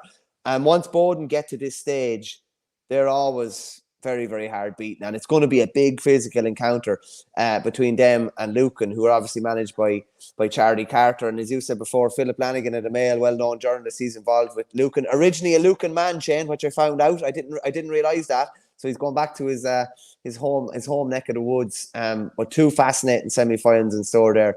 Crokes will be sick enough though. They lost Consoline early, couldn't start Ronan Hayes. But as you say, on the flip of that, I'm just wondering whether Conor McHugh is going to miss the semi-final, whether they're going to have their own couple of injuries that they probably can't afford. With Donald Burke been out, they can't really afford to be missing another big man for a semi-final. And I just hope it's not the case of Nafina taking down the big gun and then not being able to go and finish the job. Like Kilmacud beat them in the last 2 finals, very tight. Should have beaten them in 2021. It was 3 points last year, I think. I hope it's not the case that they've taken out the big gun and then that they'll be taken out for their sake, if you get me. I see John Kwan here saying Nafina are a bit like Shane's Wi-Fi connection today, unreliable. I've actually got the network cable plugged in because, you know, when it's windy and a little bit whatever. Oh, so that's very frustrating, I have to say now, if it's not coming through loud and clear to you. Is Verney coming through okay? Is it just me? No. I think I'm okay. You're not even coming through to me that well. As you said, when there's a bit of wind, it's the same as like on a hurling pitch. When the going gets tough, the tough get running. you're not performing to your best today. But everyone has an off day from time to time. Richard Hogan asked, do Vincents have Diarmid? I presume he means Connolly hurling this year. They do. And being honest, we know he's a very good hurler, but hasn't been playing well for my money. But they do have the McBrides playing, like Reem McBride. I think he'd been out of it for a while, but he's back in. They're humming very, very nicely. And obviously with John Heatherton up at the spear, the attack, I think they'll be hard beaten as well. I'm very much inclined to agree with you there. So I actually watched a couple of the Dublin 2 semi-finals as well. I was doing the co-commentary with Dubs GA TV. St. Jude's and Crave, they beat Castleknock and Thomas Davis respectively, and they'll be up in the semi-finals against Naomh Brogue and Ballyboden's second team. And you kind of mentioned earlier that goal that Conor Murray scored for Castleknock. Like, he was at a ridiculously tight angle and he managed to blast a brilliant goal into the back. Find that if just Google Conor Murray or put him into X, and anybody that's watching, it's worth seeing that goal. Like, not in a month of Sundays does it look like a goal is on. Like, it just does not. The angle is extraordinarily tight. It was an amazing finish. Yeah, and I thought Crave were quite good in the first game. Paul Kelly, he was excellent. He scored 4 points. Billy was excellent. He was kind of playing on the inside line where number 9 scored 1-3, albeit the 3 points were from frees. Robbie, a lot of players really stepped up, I felt, in that game for Crave Kieran. And St. Jude's, for my money, not really a senior team. They should be up at the top level, and maybe just the fact that 2 teams get relegated every year is a bit of a quirk, because they could have been in the semi-final a couple of years ago. Danny Sutcliffe was very good, but he did his best stuff, believe it or not, when he was playing in the full forward line. Now, David Bowe very well when we were out the field, but when we go, I felt that was where he was at his best. And we saw him very good there for Dublin this year against Clare down at the Gaelic grounds, and obviously Dublin got hammered. But he was quite good on the inside line here, and that might be something that Dublin do again next year. Yeah. Someone said to me yesterday, tongue in cheek or otherwise, that Micheál Donoghue might have been the happiest man coming out of Parnell Park yesterday, with the Crokes maybe not going on a long run and seeing a lot of other players that he did see over the weekend. The fact that he'll have all access to the vast majority of guys nearly straight away from the off. But that was again, I said, somewhat tongue in cheek. Just fly through a couple of the other quick championships. As I said, there was drama everywhere. Eastkey made it 4 in a row in the Sligo Hurling Championship final. They beat Naomh Owen. It finished 22 points to 115. They were obviously in the All-Ireland Junior final earlier on this year, beating in it. Andrew Kilcullen, always the main man for them. Big drama in London as well. My old buddy from Burr, Neil Rogers, over St. Gabriel's, they fell to Robert Emmett. It finished 226 to 323 after extra time. and Robert Emmets won 2-1 on penalties. As I said, I don't like it as a way to exit a championship. But the Emmets are through. That was always going to be a tight game. They'll play the Brother Pierces, who also had a tally at 323. They beat Thomas McCurtain's 323 to 314. So Robert Emmets and Brother Pierces in the final there. Roscommon final was also on over the weekend. Four Roads, traditional powerhouse in Roscommon. They had a comprehensive enough victory over League. It finished 26 points to 212. Just chat a bit of football quickly, Shano. What is it about Down and Shamazel? It seems to be every second weekend there seems to be something.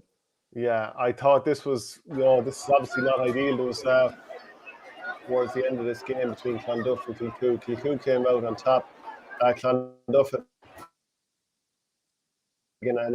sent off in the closing stages. Niall Brannigan, he saw red as well, but very unseemly sort of stuff. There's very much skin and hair flying there. Like, at some stage, do you think there's going to be like full-on year-long bans for teams that get involved in stuff like this? You're out of the championship for the rest of this season, irrespective of which of you won, and then you're both gone for next year. Or the county championship, county board be like, well, we're basically, destroying our own competition for the next year, so let's find another way around, give out a few bans here and there, and just try and have everyone back by the time the championship comes around. I don't know if this was always the case, and it's just the fact that it's been highlighted now because there's video footage flying around everywhere and people have their phones, and Clubber or Stream Sport or whoever are videoing all these games. But it definitely does seem like a regular occurrence. It seems like every second weekend there seems to be some sort of altercation or something. Like the weekend before, it was that championship match, that club championship match in Dublin, where there was an incident. It's kind of down this weekend. I didn't notice anything else, but it'll be somewhere else next weekend.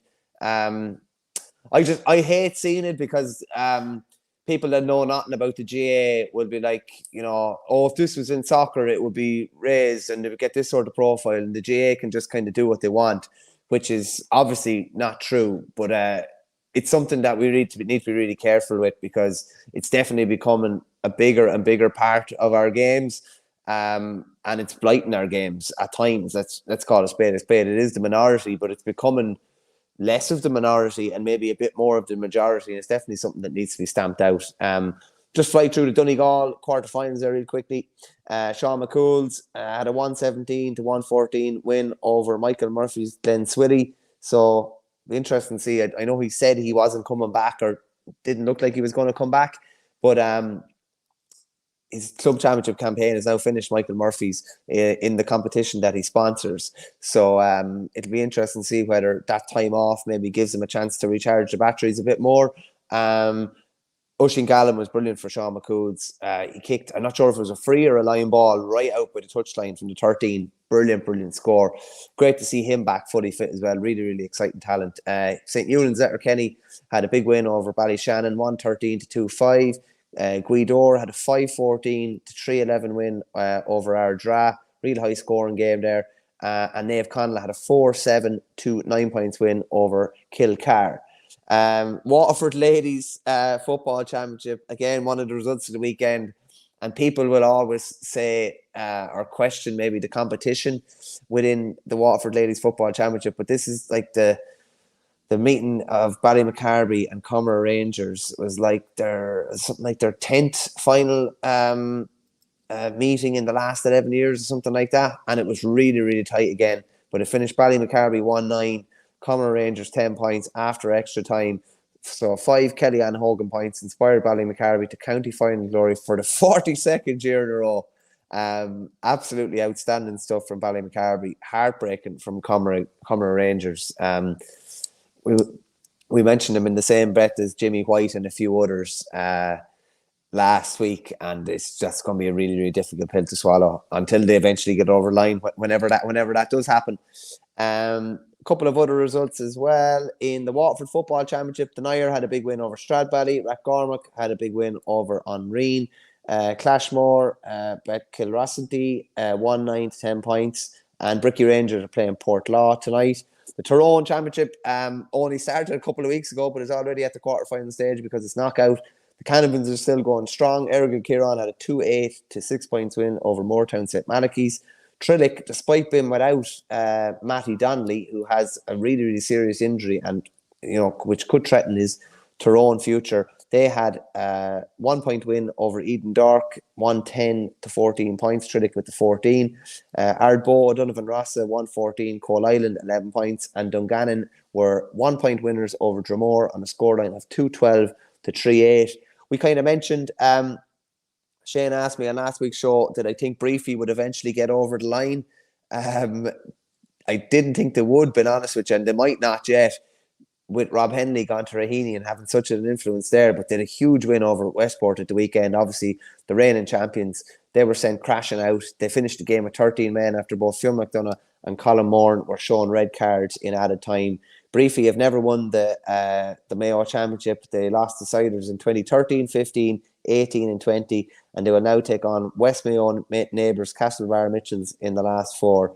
And they're inspired, obviously, by the O'Shea brothers, Conor and Aidan. Ballintubber were defeated by Castlebar in another quarter-final after extra time. Goals from Bob Toohey and Gavin Durkin were the difference. Finished Castlebar Mitchells 2-10, Ballintubber 13 points. And Ballintubber's cause wasn't helped by a red card to Mayo star Killian O'Connor in added time of normal time. Knockmore, who were going for 3 in a row last year, they had a 4 point win over Charlestown Sarsfields, finished 13 points to 9. And in the last quarter-final, Ballina Steve Knights had a 111 to 4 points win over Belmullet. And in Clare, massive drama in between Cracklow and Éire Óg. Finished 117 apiece after extra time. Cracklow were in bother early doors in this game, but they got, I think it was just a ball in around the square. You're back, Shane. I was laughing out there. You're back. Your internet is absolutely cat. But I was just chatting about Cracklow and Éire Óg, the penalty drama down in Clare. And it's amazing. Colin Collins has disappeared off the radar at inter-county management, but he's basically been Cracklow manager nearly all the time. Like juggling the two of them, absolutely no issue.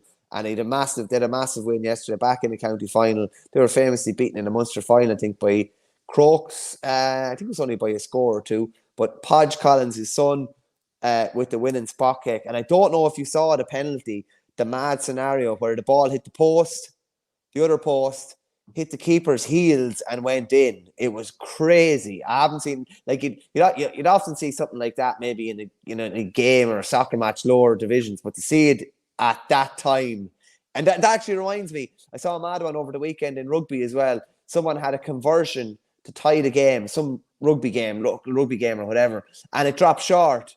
But one of the defending teams kind of drew a boot ad and kicked it over the bar. So the conversion ended up being given and ended up a draw going to extra time or whatever it was. But massive drama in Clare. So Cracklow will now meet St. Brecken's. That also went to extra time.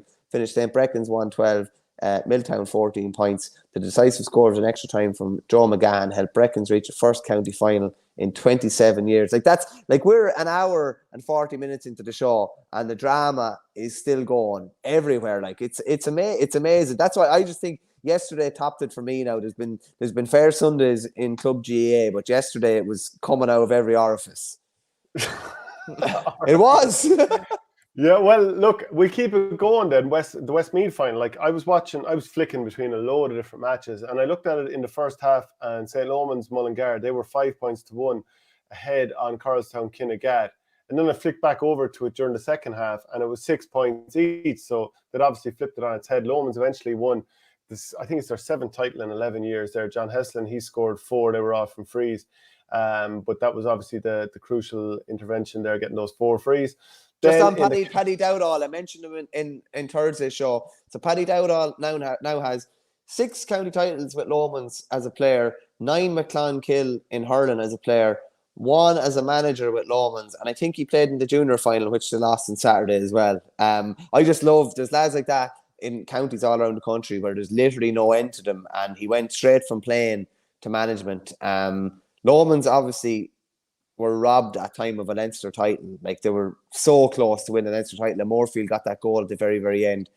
I'm sure that's the sort of ambition that they have from here on after getting their hands back in the Westmeath Trophy again. Yeah, Carlow, the football final was on over the weekend. Tinryland 7 points, Éire Óg 213. So when the Carlow club or town club last beat Tinryland in the county final, that was back in 1992. They went on to claim their first ever provincial title. So they'll hope it's a portent of things to come. The Laois football semi-finals, Greg Cullen 3-6, Portlaoise 1-15.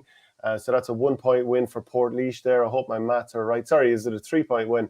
9 plus 6 is 15. Yeah, so it's 3 point win there. St. Joseph's 1-12, Port Arlington 10.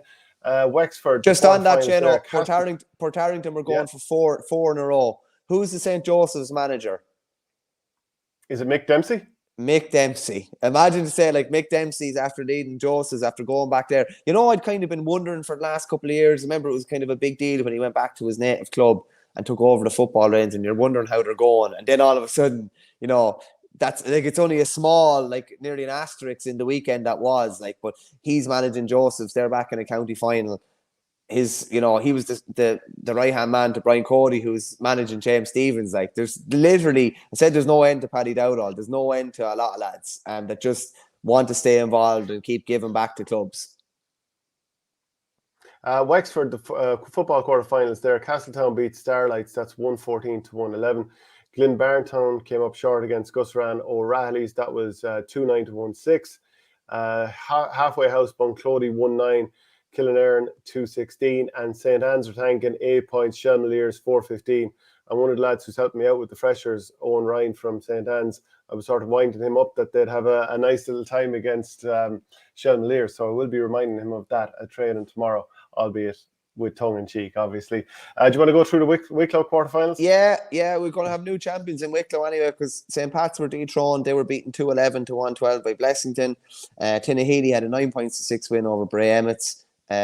Arklow, Geraldines, what's the second? AGB. I can never think of the last part of their name, but they had a big win over Aero Greystones, 118 to 10 points, and a bit of a thriller by all accounts. Rathnew 2-11, Kiltegan 3-7. I think Rathnew were down by 9 points at one stage in this game. Absolutely outstanding comeback there. And just as Adrian McGrath is there, Clare GATV has the penalty shootout. Cratlow hit 2 posts and then the keeper and it went in. Aero hit the post and stayed out, tiny margins. Actually fascinating to watch it. And while I don't necessarily agree with it from a point of view of being out of a championship, the drama is crazy. And everyone just kind of focusing on one goal and kids going down behind the goals. It's not like Croke Park where you have an assigned seat. I'm sure a lot of people start leaning towards that end or going behind the goals and getting the best vantage point of it. But fascinating stuff in Clare, as there was everywhere all over the weekend. It was a crazy weekend. Yeah, it's Arklow, Geraldines, Ballymoney as well. That's the name there. We'll talk about the Longford Championship. We're coming up towards the end of the show, but the Longford Championship, it's going to see a Kilo-Clongish final for the first time since 1915. These two teams have won 25 county titles between them. They're neighbours, but they haven't played in a final since 1915. So obviously that's been an incredible wait there for that to happen. Kilo, they beat Columkill in the first semi-final. That was 113 to 117. Very much living up to the favourite tag. They were impressive taking apart Columkill. They only led by 4 at half-time, and Columkill had a purple patch in the second half, which brought them back to within a point. But Ronan McGoldrick came off the bench for Kilo. He hit 1-1, and they kicked on there. Drumard and Clongish, this went to extra time as well, because we were talking up Clongish a bit, but they're into their first final since 2011. Very much minimum of margins. Drumard, they'll be left to rue many missed chances throughout the course of the game. And they looked set for a final date when impact sub, 44-year-old James E. Martin, he rifled a screamer to the top corner. But a couple of dubious frees for Clongish brought the match to extra time, where it looked like penalty was on the cards, but Clongish held on as Frankie McGee's very difficult free against the stiff wind just curled agonisingly wide at the death there. So Drumard cursing that, but Clongish delighted to get through. Hey, you mentioned Cavan. You mentioned some dubious refereeing. It was very funny. I was down in Northern Park yesterday, and there was a decision given against Diarmuid Cody, and Brian Cody was not best pleased. He lost it. He lost. There's no point saying any different. And he was actually in chatting to the referee for about a minute and a half after the game. And funnily enough, in the Borough Ballyhale game, there was a lot of fairly disgruntled Ballyhale supporters about how difficult it was for Ballyhale to win a free and how easy it was for the Borough to win a free. And it did look like a lot of things were going against them and conspiring against them, but they found a way. Just fly through Cavan really quickly. Cavan senior football quarterfinals. So I'll just fly through it here. Ramrey United, one of the great names, great club names, 116. Larry United, the battle of the Uniteds. 112. So Rammer are through to semi-final, and it finished Gowna 113, Killygarry 110. So that only leaves one piece of business, Shane, for the Monday show, and that's the goat of the week. My goat of the week, from seeing him in the flesh, thought Adrian Mullen was outstanding for the Shamrocks. Some would say maybe he was lucky to be on the field at different stages, but I thought he was absolutely outstanding. Yeah, who am I going to give the goat of the week to? I'm thinking Dara Stakelum. He'd have to be in the conversation here. Yeah, I'm going to give it to... Do you know what? AJ Murphy has to get it. 3-3 knocking out the county champions in Dublin. Let's give it to him. Yeah, no, that's well earned. There was very little football. Wasn't really the big show this weekend, but Oisin Gallen was brilliant for Sean McCoods by all accounts. Hopefully he can stay fit, because he'd be a fair weapon for Jim McGuinness in 2024 and beyond if he does stay fit. So he's my football goat of the week. I give it to, even though they were beaten, Eden Dorks, Niall Morgan. He scored a brilliant goal for them. He's obviously the Tyrone goalkeeper. He plays outfield for them. So I'm going to give it to him. So, covered a huge amount in the show this week. If we've missed anything, we do apologise, but there's just so much going on. It's hard to keep on top of it all. So we've done our best for you there. We'll be back again on Thursday. We'll have more to talk about then. Michael, take it handy. We'll be back on Thursday, and hopefully your Wi-Fi will be prim and proper. Please God. Right, chat to you then. Good luck.